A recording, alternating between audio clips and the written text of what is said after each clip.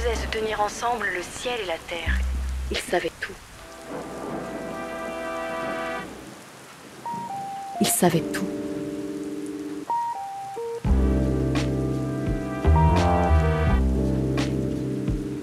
Ils faisaient se tenir ensemble le ciel et la terre. Ce n'est pas vrai, tu dis des mensonges. Des mensonges.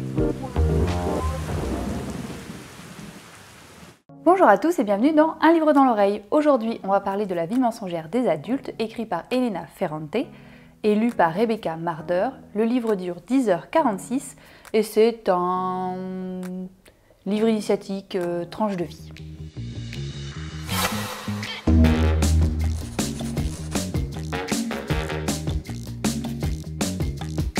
Résumé de l'histoire. Ça se passe à Naples au XXe siècle et on va suivre la vie de Giovanna qui est une fille unique. On va suivre de ses à peu près 10-11 ans jusqu'à ses 16-17 ans, quelque chose comme ça. Donc on est vraiment sur une belle tranche de vie qui est vraiment axée sur tout ce qui est de l'adolescence, la construction de soi, son identité, la découverte du monde, la déconstruction du monde aussi qu'on a pu avoir, passer d'un versant noir et blanc à un autre versant noir et blanc pour essayer d'aller finir sur quelque chose d'un peu plus nuancé aussi, qui est assez intéressant. Et donc ça commence par un élément déclencheur qui est que son père la compare à sa sœur, donc à la tante de Giovanna. Sauf que cette comparaison est plutôt malvenue parce que cette tante est complètement rejetée de la famille parce qu'apparemment elle est horrible, surtout au sens du terme, autant moral que physiquement, voilà, c'est une catastrophe. Et donc on va démarrer vraiment le livre sur cette enquête sur mais qui est vraiment cette tante, est-ce qu'elle est vraiment comme ça ou pas. Et donc ça démarre vraiment d'un point de vue très accrocheur, j'ai trouvé. Et après on va découvrir la tante, on va découvrir que tout n'est pas si rose d'un côté comme de l'autre, etc. Et du coup en fait le cheminement entre cette enquête et la découverte de la tante reste toujours très intéressant et bien mené. Donc voilà, donc on découvre aussi dans le côté découverte du monde et déconstruction du monde. Donc elle vit dans sa petite bulle où ses parents sont plutôt riches ou en tout cas bien lotis, tandis que toute une autre partie de sa famille n'est pas dans ce cas-là. Donc ça lui fait aussi découvrir tout un nouveau monde auquel elle n'avait pas forcément pensé. Après on va suivre ses déboires, etc. Elle a vraiment un rapport à elle-même qui est assez compliqué. Bon, j'en parlerai peut-être un peu plus tard de tout ça. Au niveau du style d'écriture, on est sur un récit à la première personne. Je sais même pas si c'est écrit au présent ou au passé. Je sais pas. J'ai fait pas attention en fait. Non, mais je pense que ça aussi entre présent et passé, en fait le moment à décrire et le moment où il se passe des choses vraiment sur le moment même. Il y a des passages de dialogue, donc tout ça c'est en présent. Il y a des reconstitutions de dialogue, donc ça c'est plutôt au passé, voilà. On est aussi entre un vocabulaire qui va être familier et un autre qui va être un peu plus soutenu justement pour montrer vraiment cette grosse différence entre les deux mondes auxquels on peut être confronté. Et dans l'ensemble, c'est vraiment très bien écrit, c'est très fluide, c'est super. Pour la voix, alors c'est très bien lu, franchement j'ai adoré, j'ai trouvé que la narratrice lisait super bien, j'étais à fond dedans, j'avais vraiment l'impression que c'était le personnage principal qui était en train de me parler. Donc j'ai noté d'ailleurs, j'ai fait une recherche par lectrice pour savoir qu'est-ce qu'elle avait lu d'autre, mais ça m'a pas trop emballé, je sais plus ce qu'elle a fait mais elle m'a pas trop emballé. Et donc l'interprétation elle est vraiment bonne. Au niveau du taux de concentration, on est sur du casque de vélo, j'ai envie de dire. Enfin on peut être concentré en l'écoutant bien sûr parce que l'histoire de manière l'histoire est passionnante. J'ai essayé de l'écouter avec le petit timer et en fait je me suis endormie donc voilà, ça a été un petit peu une déconvenue parce que je me suis endormie en 2 minutes et du coup j'ai perdu tout un pan de l'histoire donc j'ai dû revenir en arrière, bon bref, catastrophe. Parce que là il faut quand même suivre, je trouve quand même les étapes pour comprendre qu'est-ce qui se passe, où est-ce qu'on en est. Donc du coup j'irais plutôt casque de vélo, c'est-à-dire on peut faire une petite activité à côté qui n'est pas trop prise de tête. Franchement, yeux fermés concentrés, je pense pas que ce soit trop nécessaire parce que ça se comprend facilement, tout ce qui se dit se comprend très facilement.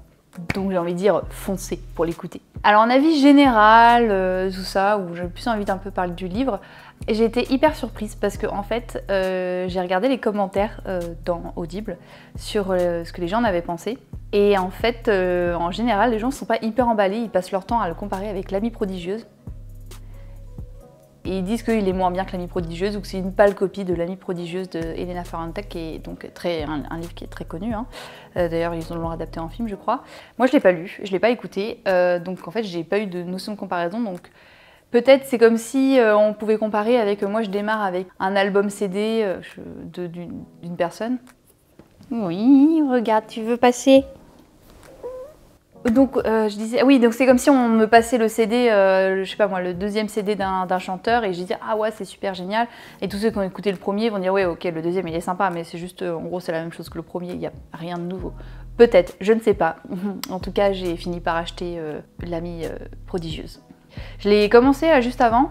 Il m'a l'air pas mal, effectivement, on est dans le même univers, on est en Italie, là c'est un peu plus années 50 alors que là, fin du 20e, mais on n'est pas au 21e, ça c'est clair, mais bon, c'est dans, ouais, je dirais 80-90, je sais pas trop, ils téléphonent avec des téléphones fixes. Donc j'ai commencé et je dois dire que pour le début, je suis un petit peu moins emballée parce que tout simplement je trouve que la lectrice lit un peu moins bien.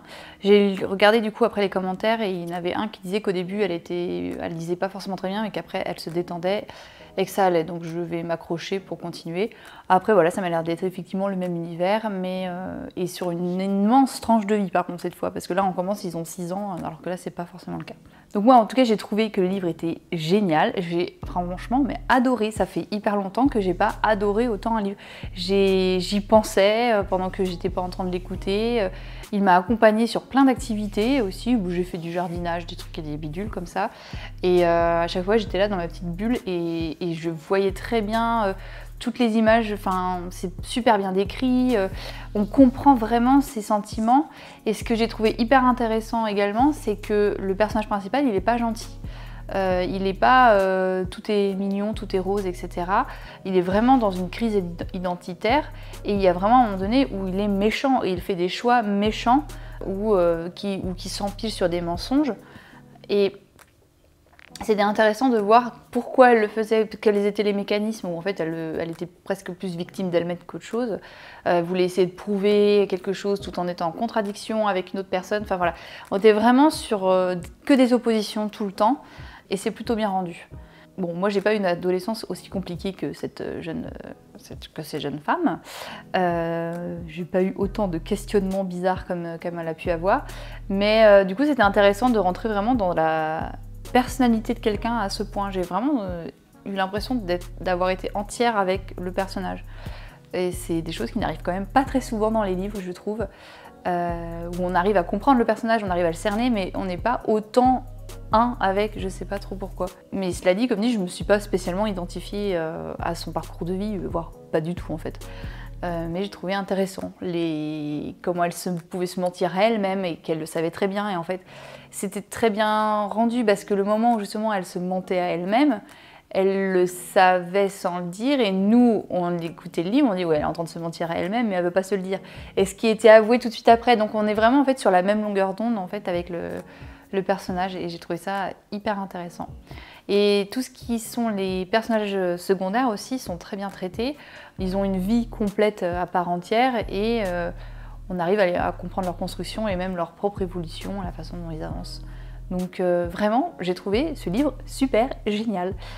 Voilà. Et donc, je vais parler un petit peu de l'introduction, parce que j'ai fait une sorte de mini chanson. Donc c'est une chanson type lofi, c'est vraiment les trucs pour en fait on met ça en fond et on n'écoute même pas ce qui se passe, et le but c'est de pouvoir travailler. Et en fait j'ai pu faire ça parce que j'en parlais quand je parlais du journal d'un fou de Gogol. C'est les éditions Gallimard qui m'ont passé 3 livres. Donc j'ai écouté le premier, le journal d'un fou, et j'ai donc écouté celui-ci. Donc vous pouvez constater que je suis hyper lente entre plusieurs lectures. Et je leur avais demandé si je pouvais mettre des petits extraits de livres. Ils m'avaient dit oui, mais il faut pas que ça excède genre 10 minutes ou un truc comme ça. Et donc là, je me suis dit, je vais pouvoir prendre quelques petits extraits audio et pouvoir faire une petite musique. Du coup voilà, je suis très contente d'avoir pu faire ça. Et donc voilà, après voilà, comme je suis pas musicienne, moi je suis trop nulle pour faire ces trucs là, mais je suis plutôt contente du résultat, donc voilà. Et donc je vous mettrai la vidéo entière avec le petit gif animé qui est en boucle là, que j'ai dessiné aussi, je suis très fière.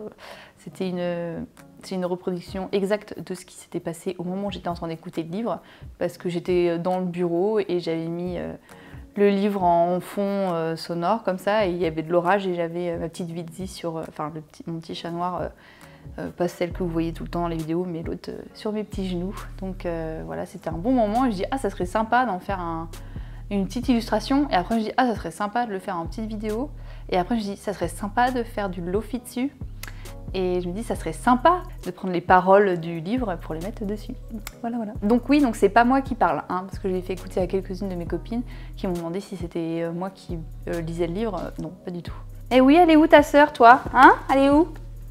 Voilà, merci beaucoup d'avoir écouté cet épisode. Si vous avez bien aimé, n'oubliez pas, c'est la première fois que je le dis, mais ça y est, peut-être me sens un peu plus à l'aise à le dire, le pouce, le commentaire, pour dire ce que vous en avez pensé, si vous avez lu le livre, si vous avez lu L'Amie prodigieuse aussi, et puis l'abonnement, les patati, patata, et voilà. N'hésitez pas à partager aussi, s'il y a des gens qui lisent des livres audio et qui ont besoin de conseils ou qui cherchent quoi lire, et ben voilà, la chaîne est faite pour ça. Merci et à bientôt pour un prochain épisode d'Un livre dans l'oreille.